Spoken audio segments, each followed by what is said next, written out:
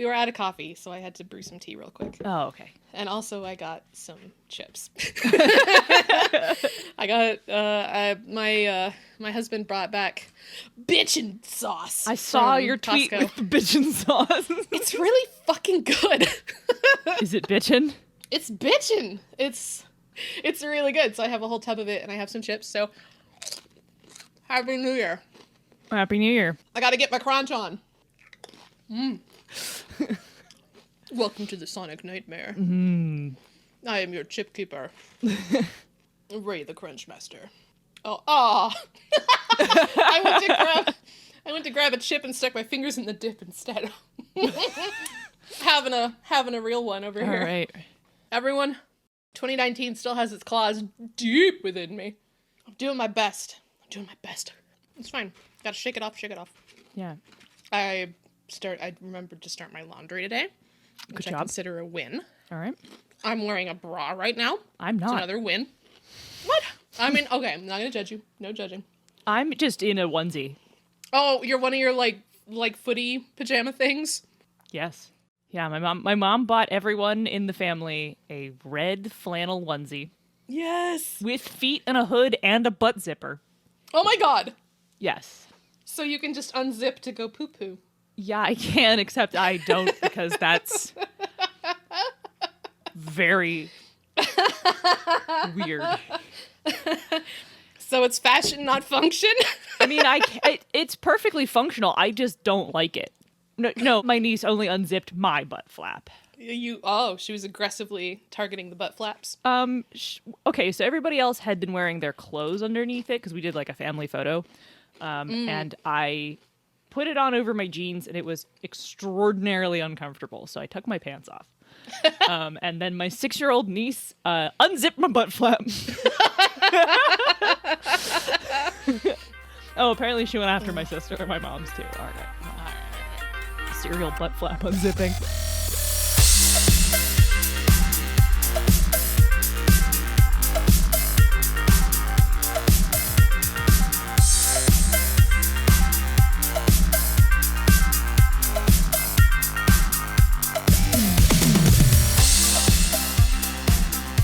This is bonus experience!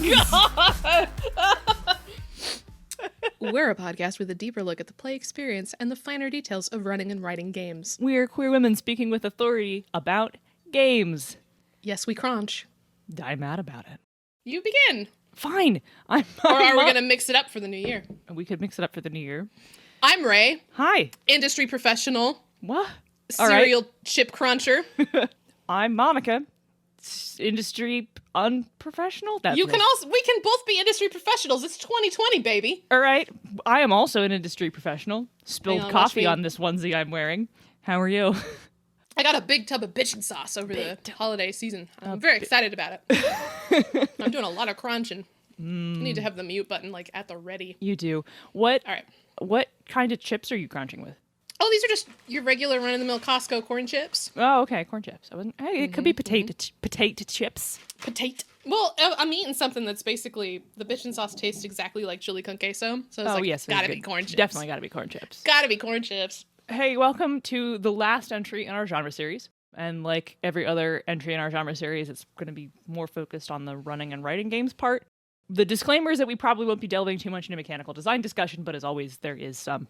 We might, you never know, but you really do know that I'm here. I'm going to talk about it. I don't know why we said we wouldn't delve into the mechanical design when every one of these has a little thing. It's like, okay, let's talk about how to do this mechanically. I mean, when I wrote the first intro to this, I was like, I don't know how much design discussion we're going to do. And then I forgot that I'm one of the two hosts of this show. So that you're a designer? Yeah. Yeah, right. Yeah. And that like mechanical design discussion is arguably what I'm best at. So right, exactly. Today we're going to walk the fine line between what's terrifying and what's hilarious as we talk about horror and comedy. Do you like scary movies? I don't. I'm a wuss with anxiety, but I do like horror elements in my things, and we'll talk more about that later. I also used to be really bad with scary movies, also because of my anxiety, like literally losing sleep for nights. Yeah, same. Overseeing like a particularly scary movie trailer. Mm-hmm. But I mean, I didn't realize that I had anxiety until about 10 years ago. Yeah, so be like that sometimes. Now that I'm taking Effexor, which kind of sounds like a Golden Age sci-fi hero. Effexor, the mighty. Now I too can experience crippling side effects when I miss my dose by about 35 seconds. And also now I can watch horror movies without losing sleep. I also really love horror and dissecting why horror can be so effective. The gist of which usually comes down to like lizard brain. It's just, deep-seated anxieties and insecurities and, fears about sex and race and, complicated shit that we don't like to talk about, but we put in our horror because it's really fun to be uncomfortable. Yeah, and we're probably going to mostly talk about horror in this. Which may surprise you because, people say that I'm funny. They tell these words to me. And I go, okay, because I make people laugh and I take pride in that. But if you ask me how to be funny, I have no fucking clue. When my agent is, we could write a comedy. You could do like a romantic comedy with these elements. And I'm like, I don't know how to do that. I don't know how to be, I do not trust myself to be funny on purpose. So it'll be a lot more on the horror end. And I'll try to think of what to say about the funny end. Yeah. This episode will probably be pretty humorous because BXP episodes are humorous, and I don't know that we're doing that on purpose. Sometimes we are, but no. Sometimes it just happens. Sometimes we stumble on a really rich vein of shit wizard jokes that linger. Yeah. Like the smell of a shit wizard. The smell of feet was undeniable. Undeniable. So why talk about horror and comedy in the same episode? Because they're the same. Duh. Okay, well. All right. Settled. Podcast over. Next question. Okay, horror and comedy are both about building tension toward an inevitable release. Either one that you expect or one that you don't expect. I guess you could say that all storytelling is really like that, but horror and comedy especially rely on this. And romance does too, but romance is a way trickier thing to implement into a social game, and we're not going to touch that. Not in this episode. Yeah, not in this episode. Are we going to do an ERP episode? Oh, you were drinking. Anyway. I'll put a poll up on the Patreon if they want to hear us talk about erotic role-playing. Erotic. That'll be a bonus patrons only content episode. Bonus experience. Bonus. Anyway, welcome to the bonus experience. Yes, cast. the word sex is in it. The word sex is in our podcast name. Also, back on topic. Also, not about ERP.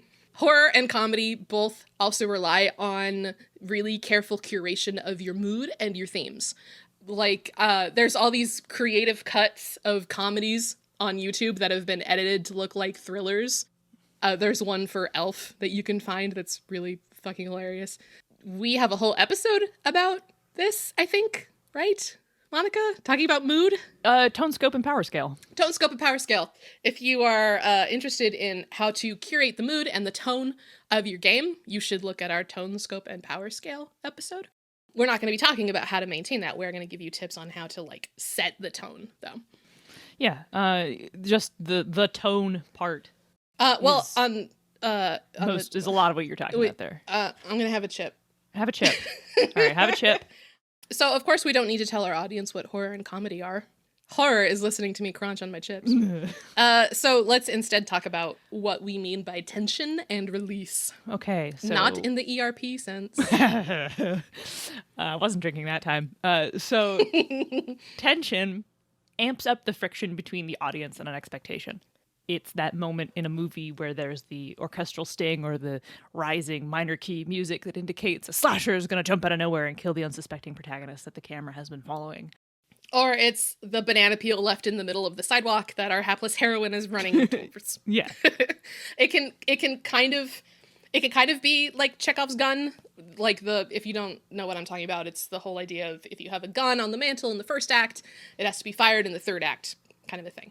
But it doesn't have to be like that. It can also just be a feeling and a tone supported by soundtrack, by performance, by setting or lighting. And it can also just be coming into it knowing, okay, this is a horror, because genre itself will set the expectation. Yeah. And then release is when the thing that we're expecting to happen happens, or when something else happens instead. Right. But don't feel like you have to be constantly subverting expectations. Sometimes your biggest scare or your best laugh comes from the thing that you know is going to happen finally happens after all of that tension is built up. But, sometimes it is fun to be like, oh, you thought it was a slasher, but it was Grandma's ugly cat. Yeah. I also really love a subversion of expectations. Like, it's really funny to me to have, like a camera angle or a framed shot where, like, you have the hapless guy who's clearly gonna get, like, murdered by the monster, who then, like, gets hit by the door that he just went through. He ducks under the thing by accident because he dropped a penny on the floor. And, like, right. Like, a hapless protagonist subverting the horror release you're expecting by physical comedy is just so fucking funny to me. And also the dramatic irony can help build the tension too, because that guy's about to die. You can see the killer, but the character doesn't know. And dramatic irony can be kind of difficult to pull off in a game if you haven't split your party, because then you actually have an audience to go with your players. But dramatic irony can help with that too. Okay, so what are some good examples in media of this tension and release idea? Okay, so this actually seems like a great time for me to talk about stuff that I like that has horror elements. Yeah. Like the manga soon-to-be Netflix anime series Dorohedoro, which is a seinen action series just fucking jam-packed with body horror and tension. It's gross in places. Ugh. Yeah, but, like, it's not so gross that it's a deal-breaker to me. Mm. I also really like the cult classic Judge Dredd remake, which is absolutely an action horror movie. Don't at me. And a book released in this past year that I am certain was created in a lab specifically for me, Seven Blades in Black. I cannot recommend this book enough. It's a Sam Sykes book, right? Yes, it's a Sam Sykes book. It is a high-flying fantasy novel about a betrayed ex-mage seeking revenge. It is like Kill Bill meets Final Fantasy, but it has, like, a nice glaze sprinkling of cosmic horror on top. Listen, you didn't tell me that part. That it was Kill Bill Final Fantasy. Oh. I mean, I was trying to sell you on, like, the bisexual disaster protagonist. And I was like, yeah, that sounds good. And her incredible, like, alchemist mage girlfriend. I mean, that's good. I mean, it's really good, but it is basically Kill Bill meets Final Fantasy. I'm a terrible gay. Like, you tell me, like, there's gay characters, and I was like, that's awesome. My God, these bitches gay. Yeah, good for them. But then you tell me the pitch, and I'm like, ooh, I'm listening. Yeah, there's a fight scene within the first 2 chapters. Yeah. Like, in the first 20 pages of the book, she kills somebody. Not really a spoiler. But yeah, it's totally about this wronged person who has a list of names and, like, her revenge quest to kill them all. So that is the Kill Bill part. And then the setting is extremely, like, dark fantasy, Final Fantasy. She even has a chocobo, and Sam Sykes is a massive Final Fantasy nerd, so that is intentional. So this started as, like, a Final Fantasy fanfic. Probably. I guarantee. And that's not said with any sort of, like, derision. That's said with, like, awe and respect. That he was like, I have a Final Fantasy fanfic. I want to turn it into a novel and sell it. Yeah, so good for you. So there's a novella called The Gallows Black, which is a prequel to Seven Blades, but if you read it after you read Seven Blades, which I did, it's very clearly, like, his first go at the setting. Oh, really? Because a whole bunch of stuff changes. Like he clearly refined the ideas between the two of them, and I'm like, oh man, writing your novella, turning it into a full-scale novel, and then selling the novella as a prequel is slick. It's fucking power move. It's fucking power move, and I still bought it because I really wanted to read more. That's a hell of a supportive agent going, no, fucking give me the novella too. Give it to me. Yeah. Okay, we did your thing. We should do my thing. Yeah, we should do your thing. Shut up. It's my turn. Okay. Jeez. How aggressive. Probably surprising no one, Stephen King. Stephen King is really excellent at building tension in horror. And he was the first name that came to mind because I'm currently reading The Stand for the first time. Mm-hmm. And nobody told me that it's fucking 2,000 pages long. And the first whole half of it is about the flu epidemic. And a flu epidemic is one of my phobias. So I'm having these terrible nightmares about the flu now. Anyway, it's very scary, but not in the way you would expect. Where was I? Building tension and horror. I already know, like everybody knows the concept going into The Stand. It's like on the back of the book. We know basically all of humanity will be wiped out by this horrific flu, but the first half of the book is about how that happens. It's going to be the slow creep and the dread. It's going to be watching everyone become infected. It's going to be watching the whole country go to shit. Just because we assume we know what the release is going to be doesn't mean that the tension is any way lessened, because you have to now watch it happen. And related, two sides of the same coin, when Stephen King needs to flex his dark humor muscle, his dark humor is fucking top notch, because macabre shit can be really fucking funny. You can also Google Cheddar Goblin for proof of that. The Cheddar Goblin is both hilarious and extremely upsetting, especially in context of the movie that it was in. Do I have to? You sounded confused. Have you seen the Cheddar Goblin? I haven't. Okay. Cheddar Goblin is a commercial for mac and cheese within a movie about psycho chainsaw murderers. And it comes after like a really, really traumatic, awful death scene of the protagonist's wife. Okay.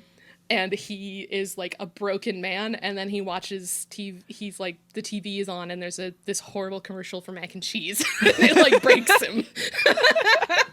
So Google Cheddar Goblin, and you'll have a really good idea Rob of how says, horror, oh god, I just Googled it. horror and comedy are very similar. Also, tension. I'm currently watching Breaking Bad because my husband was like, you will love this. And I have loved it. Breaking Bad is tense as fuck. They're really good at ratcheting up the tension. There was a whole... I guess spoilers for Breaking Bad. It's been out for 10 years. Yeah, I think I'm the last person on Earth. Limitations on that one. Yeah. Have you seen it? Not all of it, no. Oh, okay. I have seen the first couple episodes. Oh, no, did you stop at the dude soup? No, I just... Oh, okay. Someone else had it. I was watching it on someone else's account or whatever at their house. And so I watched however much was on while I was present, and then did not continue to watch it. It's really good. It's the first couple episodes were actually, the first time I tried to watch it, the first couple episodes were actually too tense for me. This was pre getting anxiety treatment, basically, because it's the classic heist / thriller formula where you think it's going to be simple, but everything goes wrong coincidentally. And then the second episode ends with them trying to melt a body, and the dumb high school dropout druggie doesn't get the right materials that he was instructed to get. So the hydrofluoric acid eats through the bathtub and then through the floor, and then there's a dude soup all over the house. And that was the episode that I tapped out the first time. Gotcha. Because I was like, I'm out. There's a melted guy all over the house. I'm out. But it's actually very good, and I think I'm in the 4th season now. But the whole point of this is I was going to point out there's a whole season, I think it's either the 2nd or the 3rd, where there was a whole season devoted to giving glimpses of this disaster that is eventually going to happen in the season finale. And they just give you little glimpses of it in every other episode. First, there's debris in a pool. Then there's debris in a yard that's being bagged as evidence. And then there's cracked windows and debris all over a neighborhood. And eventually in the season finale, after all of this, what the fuck is happening? What's going on? You've seen body bags. You're like, do our guys die at the end of this? In the season finale, you realize that this is all from some freak airspace accident where 2 passenger planes have collided over the protagonist's house. And the whole season has been devoted to showing how it is 100% his fault that those 2 passenger planes collided and killed everyone right over his house. Breaking Bad is very good. Breaking Bad is very good at ratcheting tension. They spent a whole season on that. In our audience, Mips recommends Junji Ito. Oh, yes. Who's, the master of sequential horror. Mm-hmm. But they're absolutely right. He knows how to turn trivial stuff into a fucking horrifying... I had a crack in the drywall in my bathroom, and for a couple of weeks, anytime I was in my bathroom, I'm like, I am this crack in my wall. That's what Junji Ito fucking does to you. All right, so comedy. Yes. Comedy can be a lot trickier than this, because the first thing I jumped to was stand-up comedians telling jokes, but comedy isn't like that in practice. Your game isn't going to be one person standing up front telling jokes. No. It's closer to improv. Right. My favorite comedy is Bridesmaids. I could probably perform the whole thing myself at this point because I've seen it so many times. And that comedy mostly comes from like the delivery of the dialogue, because most of the lines are fucking ridiculous and still said with 100% sincerity. And because the theme of the story is messy interpersonal drama surrounding a best friend's wedding, there's a lot of room there for ridiculousness and sincerity without it really feeling out of place. Yeah, that's a good example. I am back at what is a comedy? I've never heard of this before. How to laugh? What right.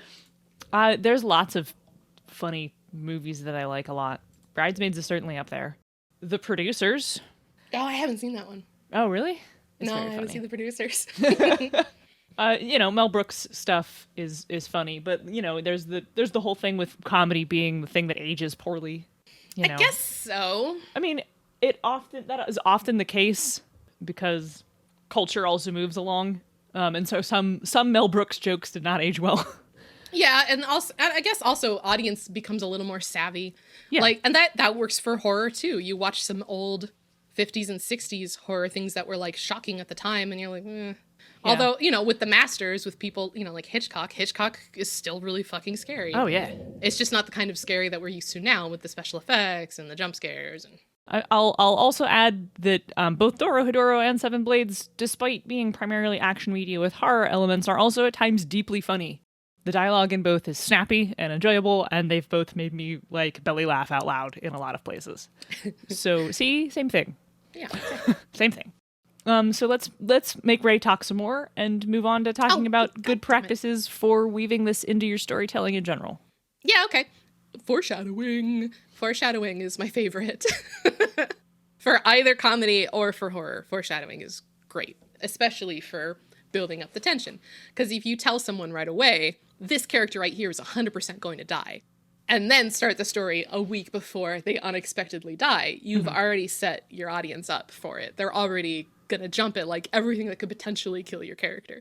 I also really like juxtaposition of the mundane with the extraordinary. I think that's maybe my favorite comedic device. There's an old Adventure Time episode that takes place on Mars where a supreme divine entity they use like one of those math class overhead projectors with vis-a-vis markers. And I always fucking think of that when I think of juxtaposition of the mundane with the extraordinary. Like that's my go-to. But yeah, tension can basically come from something as simple as telegraphing what might happen and then putting off letting that happen for as long as you can get away with.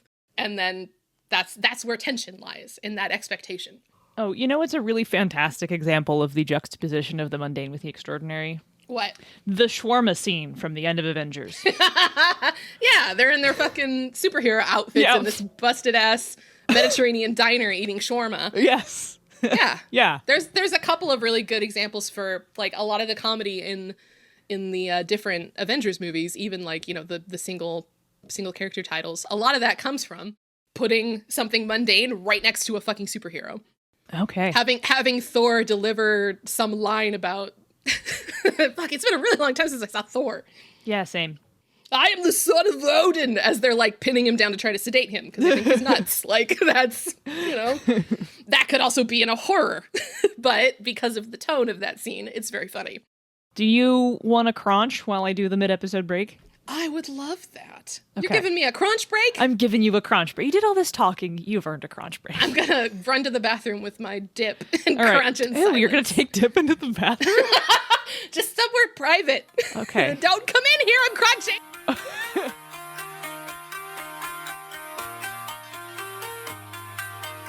BXP is brought to you by the Misdirected Mark Network. Bing! She's not here to bing, so I'm gonna have to do it. Hey, toss us $1 on Patreon. You'll get to hear live recordings like this one and extended cuts of every episode. Now with 100% more bullshit.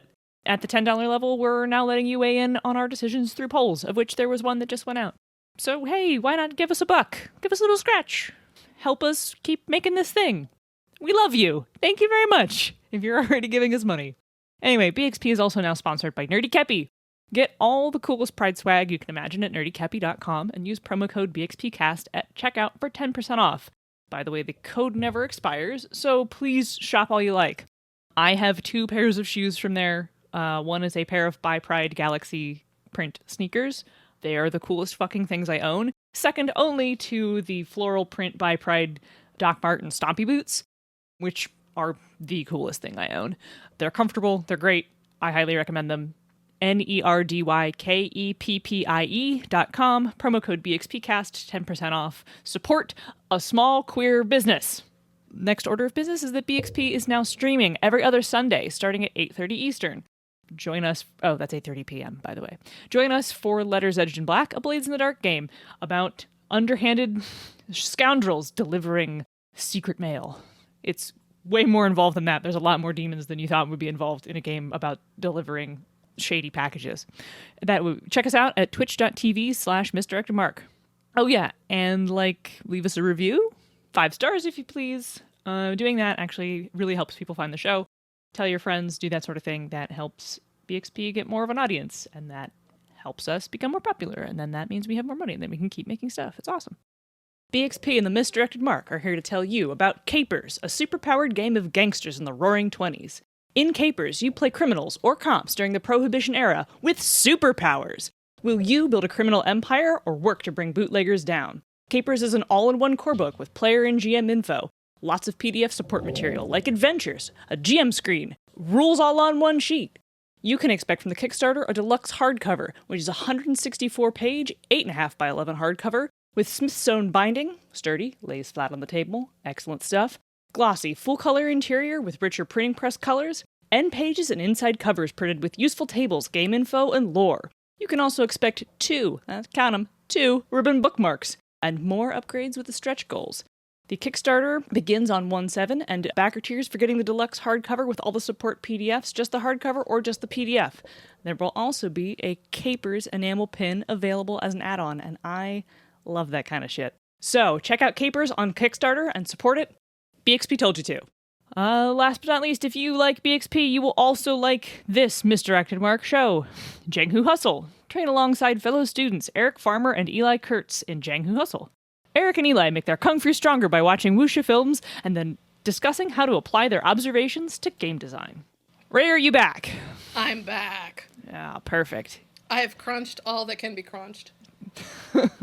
I shan't crunch no more.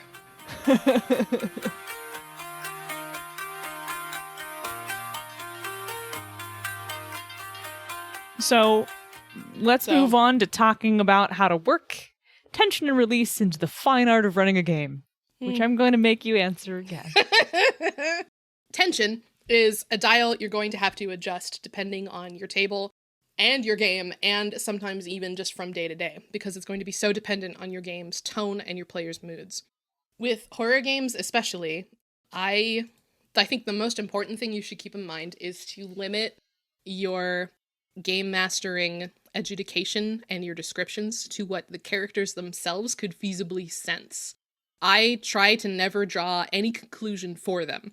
I leave that solely to if they want to throw dice and actually pull, game mechanics into it. Tension comes from the unknown. I'm not going to leave them wholly in the dark, because that's absolutely no fun. That's the opposite of fun. But I am definitely going to avoid filling them in on everything, because the more I can keep them from knowing, the more space there is for tension. And also body horror. It's kind of cheating. Body horror is such a rich vein, because we all have some sense of we all have an uncanny valley, right? We all have this theoretical, philosophical space where something can be just wrong enough with a human body that it really freaks us out. You have to be careful not to dip into that ooey gooey jar too much, because that can quickly pass into no fun for people. You should ask ahead of time. You should listen to our episode on safety. You should scare safely.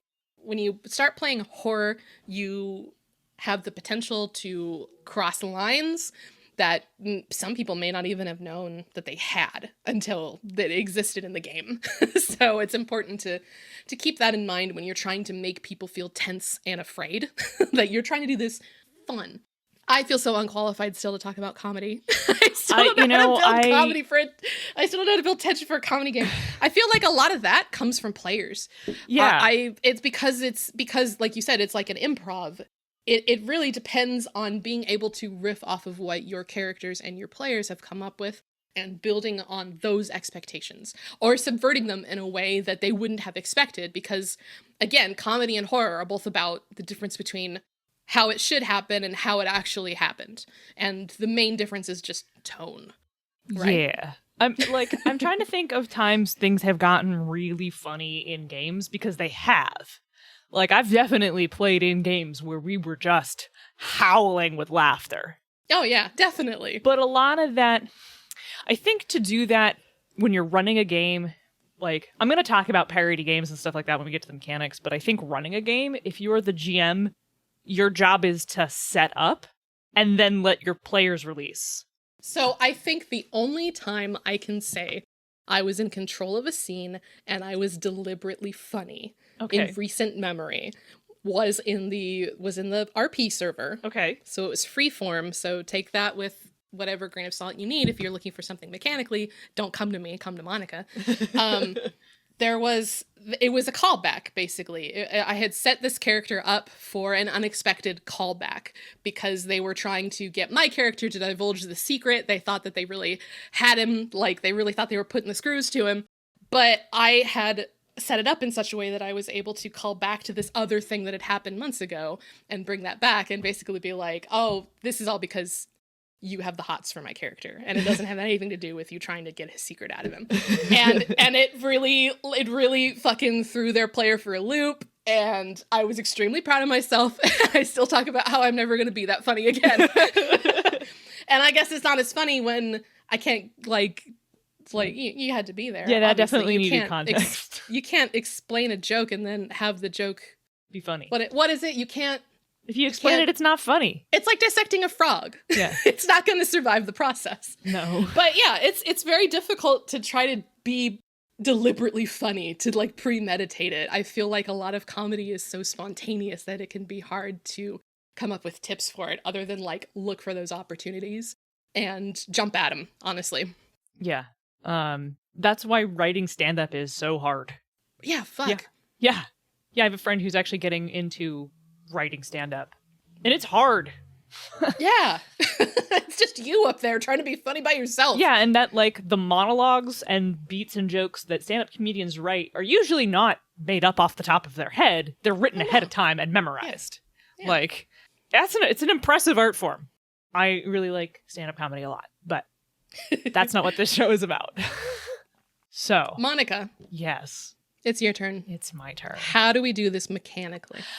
Oh boy. So this is actually pretty hard. There's definitely a lot of ways to build tension and to like introduce personal levels of horror, because it's pretty easy to give a player the tools they need to scare themselves. Mm-hmm. Yeah. Like there's a lot of good Chronicles of Darkness design that's built around scaring yourself. And part of the problem I have, I think, problem air quotes, with a lot of Chronicles of Darkness content is that the tools they give you to scare yourself are sometimes also just cool superpowers. So, like, one shift in tone away and it stops being a scary game and is just a cool action game with horror elements, which right. I'm okay with, but that's not really the intention.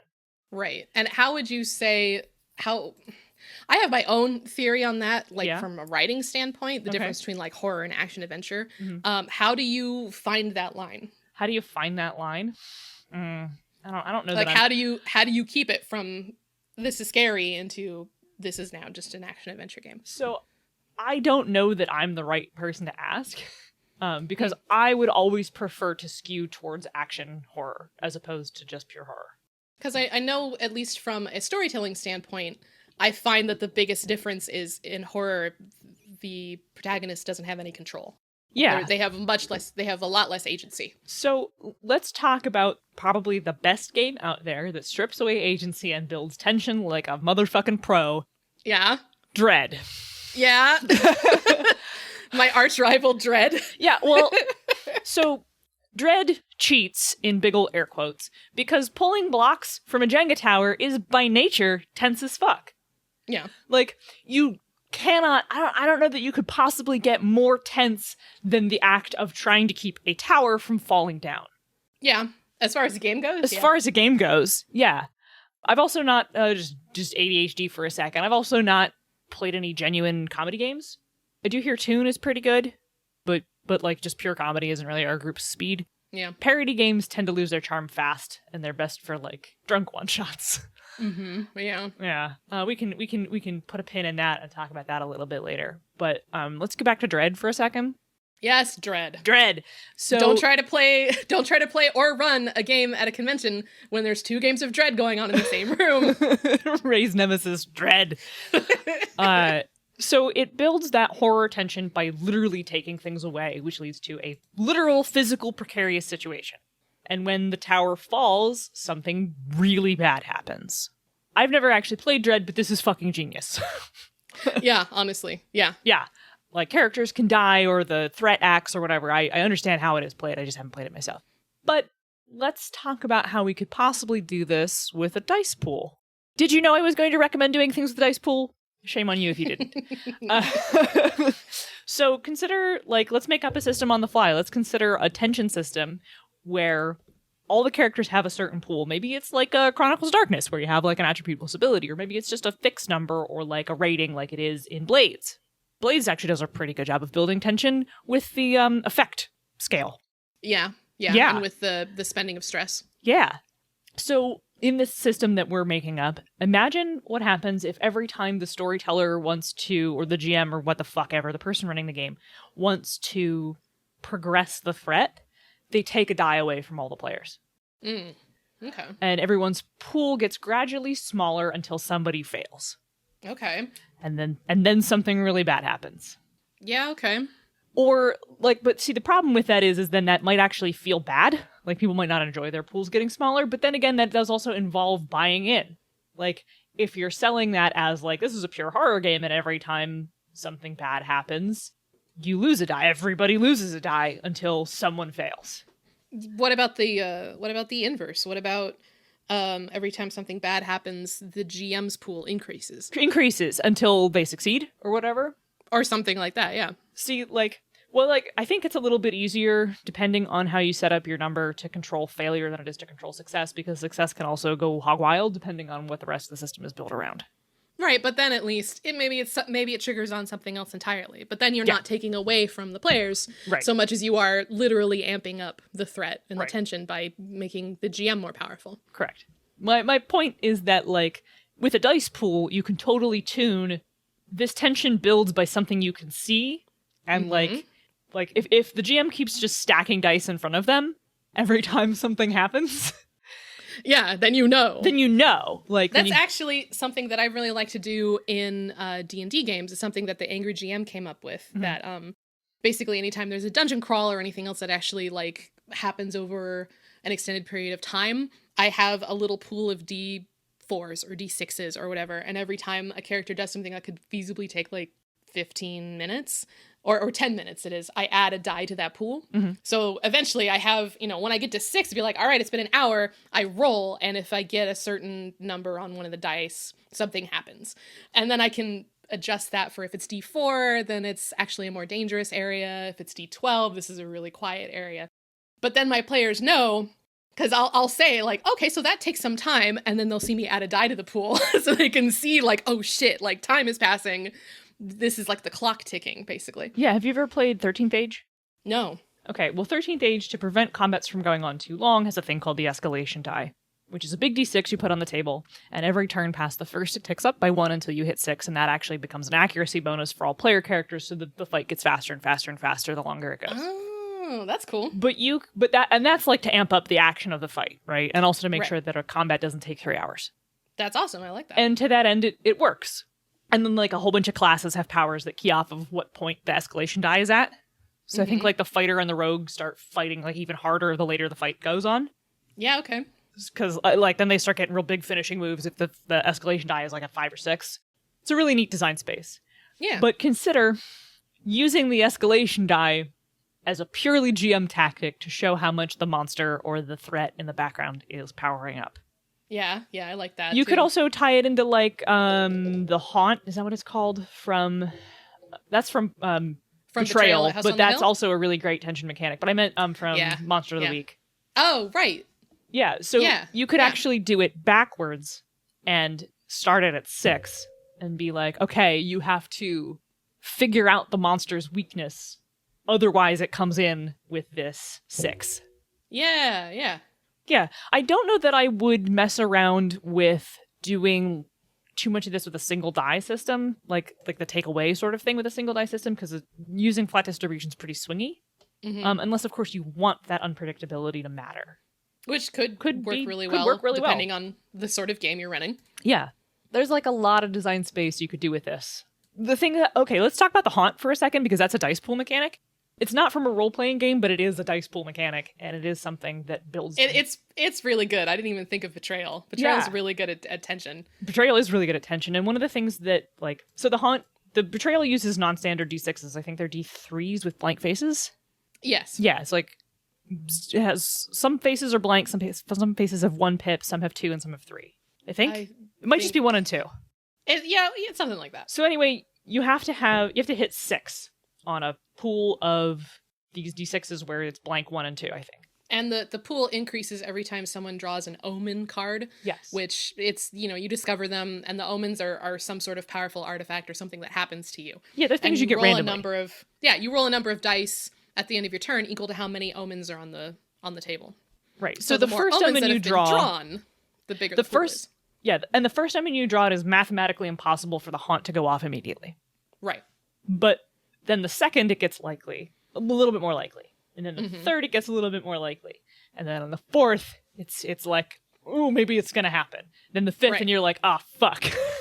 and the haunt is where the game changes from your characters are exploring this haunted house and building the map. Yes. The haunt changes that into, okay, now one of you is the bad guy. And they have to leave the room and read the specific scenario that you guys have randomly drawn, while the rest of the table reads their side of the scenario to try to prepare for surviving whatever the traitor is going to be doing to them. Right. So that's how Betrayal builds their tension to basically hit the climax of the game and flip the way it plays. There's actually a D&D version of it. It's Betrayal at Baldur's Gate is actually the best version of Betrayal there is. Oh, for real? Yeah, they polished a whole bunch of rules, they cleaned up the way the map is built, they adjusted a whole bunch of the haunts so that some of them aren't quite so one-sided. There's one of our friends brought over Betrayal Legacy, and we've been trying to think of like when we're gonna have time to play Betrayal Legacy, because I'd love to play a Legacy board game.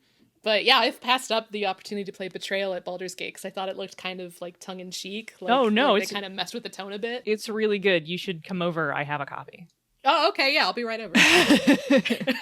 I'll get out of this onesie if you're coming over. Zip up your butt flap. Please don't open my butt flap. I don't have pants on. Anyway, so my point is that like that way of coming across things in game that make the tension building event more likely is an excellent tension building mechanic that you can lift for your role-playing game. Yes. Maybe, and then you can actually tie that into powers or stuff. Like, so maybe characters have a power that basically says, add 1 to the haunt pool. Yeah. It's like the collateral pool from Aberrant and Demigod. Right. Yep. You do something good. Okay, cool. But also this bad thing happens. The way it works, and I believe it's the same system in both, because I'm pretty sure that Danielle took my copy from... She's allowed to do this, don't worry. Took my copy from Demigod and then tuned it for Aberrant. But, like, there's a whole bunch of triggers that make the collateral pool fill up, and when it reaches 10, you roll it, and the storyteller picks what happens. I'm so excited for Demigod. I want to and the Demigod version is actually tuned to fill up real fast. Good. Yeah. I love it. It is intentionally tuned to fill up really fast. So I guess that's also a tension mechanic. Like, yeah, exactly. Yeah, absolutely it is. Yeah, it's like the hunger dice. Yeah, in well, Vampire. Yeah, well, no, that's something else. Oh, okay. My bad. Yeah, there's 2 tension mechanics. But Demigod isn't really a horror game, but I guess it sort of is. There's like some elements to it. Yeah, of course, because I like things with horror elements, as we stated at the beginning of the show. Right, exactly. Yeah. Monica? Yes. Monica. Yes. Monica, where could they find our show? I just saw Betrayal at the Once You Left Lab.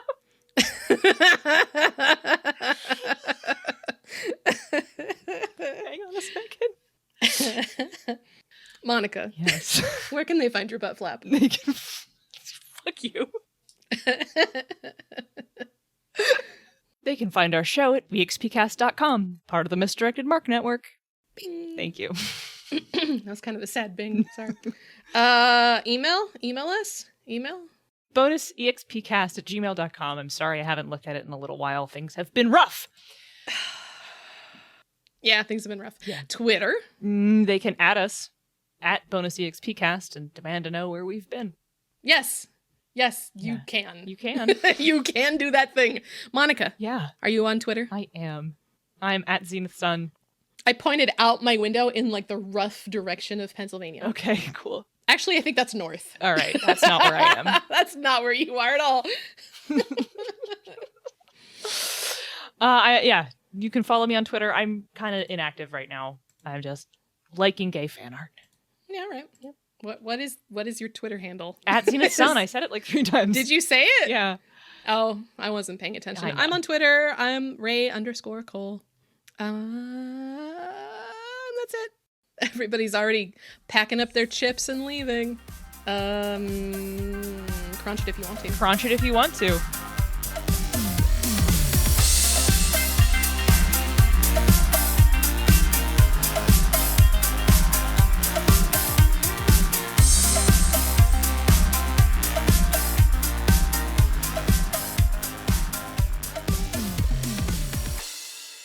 Do I have to do this? Ugh, fine. Bonus Experience is written and produced by Monica and Ray, and edited by Margaret. Our logo and art is by Nino Studios. Find her on Facebook and Instagram. Our theme song is Reuse Noise with the Light by CDK, and is used under the Attribution Non-Commercial Creative Commons license. BXP is part of the Misdirected Mark Network.